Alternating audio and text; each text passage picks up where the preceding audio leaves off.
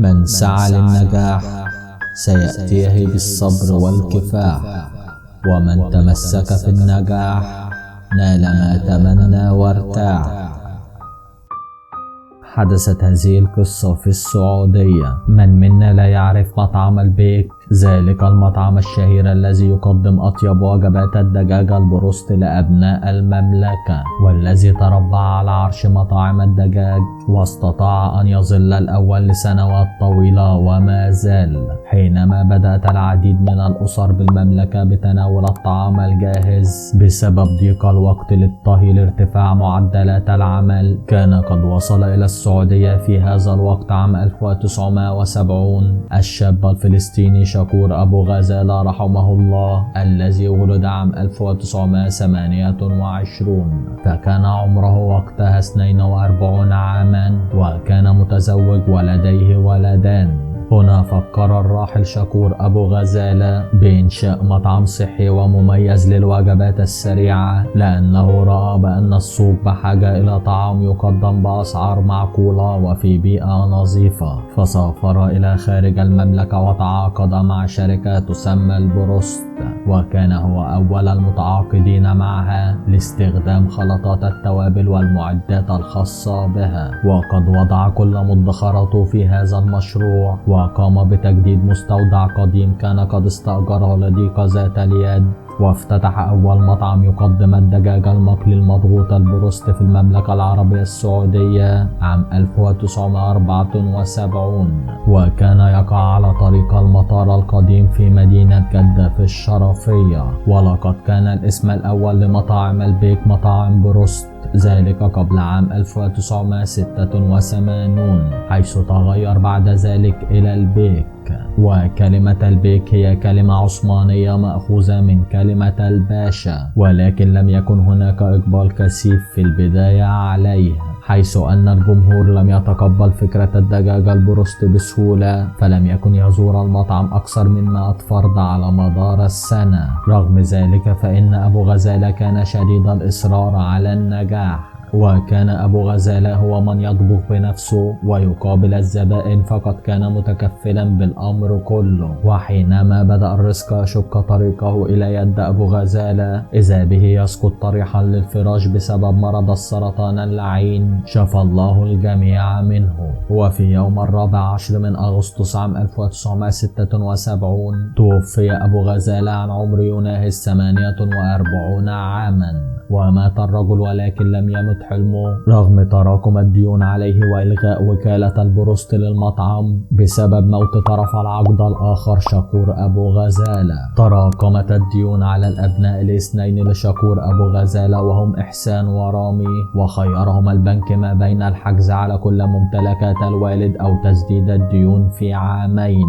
قبل الأبناء عرض البنك، وبالفعل بدأوا في عام 1978 بالعمل لتسديد الديون بعد سنتين من موت أبيهم. في تلك الأثناء كان الابن الأكبر إحسان أبو غزالة قد تخرج من كلية البترول والمعادن بالمملكة، فاضطر إلى ترك المجال واللحاق بحلم والده حتى يستطيع أخيه الأصغر رامي إكمال تعليمه كما فعل هو وينقذ ما يمكن إنقاذه. وكانوا يستخدموا التقشف لكي يكملوا المديونات المطلوبة للبنك، فكانوا يقومون بجميع الأعمال داخل المطعم بأنفسهم أيضا على نهج والدهما، من تقديم الطعام للزبائن ومسح الطاولات وتنظيف المطعم من أجل المحافظة على المال لتسديد الدين كاملا عن أبيهم. وبالفعل تم سداد كافة المديونات للبنك على مدى السنتين، وقد تعلموا من هذه التجربة كيف يحافظوا على أموالهم، وتعلموا أيضا أن لا يأخذوا قرض من أي بنك. وبما أنهم أصروا على معرفة كل شيء يتعلق بمجال عملهم، سافر إحسان إلى فرنسا لدراسة علم تكنولوجيا الإدارة، وعاد حاملا معه فكرا جديدا، وبدأوا في الاستغناء عن شراء الخلطات السرية من الشركات، وقاموا بإلغاء الوكالة، فهذا كان أمر مكلف عليهم، فعملوا على الخلطات السرية في محل سري لا يدري عنه أحد، وكانوا يجربونها على الزبائن دون علمهم لمدة 3 سنوات. وفي عام 1984 تم تطوير وصفة سرية خاصة بهم تحتوي على 18 نوع من الأعشاب والتوابل، وبالفعل زاد الإقبال ونجحت الخلطة، ونجح معها مطعم البيك بعد أن كان على مشارف الهاوية ليحقق مكان الصدارة في محافظة جدة. كان لهذا النجاح الاستثنائي الذي حققه مطعم البيك بجدة أثره في انتشار سلسلة مطاعم البيك في جميع أنحاء المملكة، وقد استمروا لمدة أكثر من 25 عاما بسعر 10 ريالات للوجبة الواحدة، فكانوا يعملون باستراتيجية الربح الطويل وعدم استغلال المجتمع، وهذا الذي ساعدهم على هذا النجاح الموجود الآن. وما زالوا يعملون بهذه الطريقة رغم الزيادة البسيطة الآن في سعر الوجبات. أبرز ما يميز مطاعم البيك هو الازدحام الشديد على الفروع، وتحول هذا الازدحام لظاهرة مترافقة لافتتاح الفروع الجديدة لدرجة الاستعانة بالشرطة لتنظيم الازدحام حول المطعم. ويبقى سر النجاح في الصدقات والأعمال الخيرية التي يقومون بها المعلنة والغير معلنة، فهذا مصداق حديث الرسول صلى الله عليه وسلم: ما نقص مالا من صدقة بل تزد بل تزد بل تزد. من هنا سطع اسم البيك عاليا في سماء المملكة، وسطع اسم شكور أبو غزالة معه رحمه الله.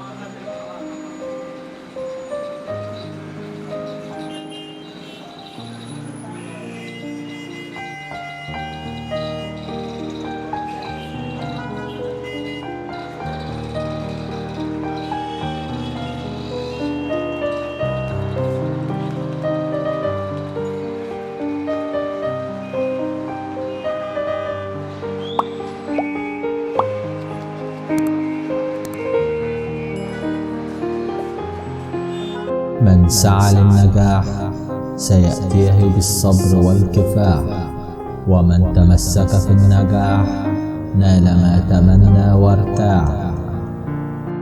شكرا لكم مشاهدي قناتنا الكرام، وإلى اللقاء.